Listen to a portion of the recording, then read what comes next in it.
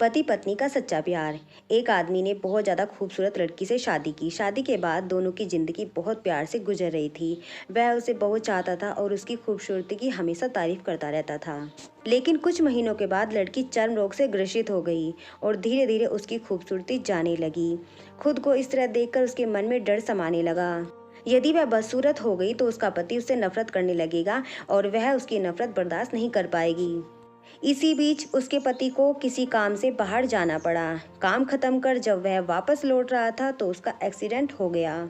Accident में उसने अपनी दोनों आंखें खो दी, लेकिन इसके बावजूद भी उन दोनों की जिंदगी सामान्य तरीके से आगे बढ़ती रही।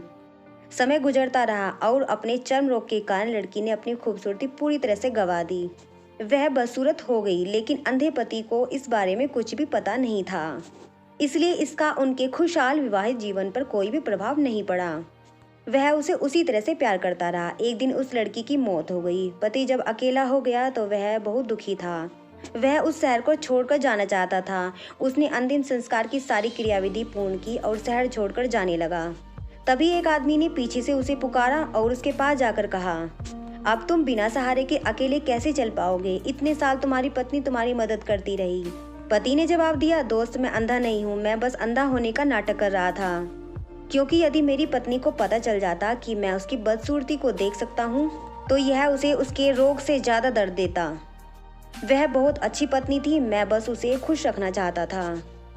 अगर आपको ये कहानी पसंद आई है तो वीडियो को लाइक कर लेना। अगर आप वीडियो पहली बार देख रहे हैं तो चैनल को सब्सक्राइब कर लेना।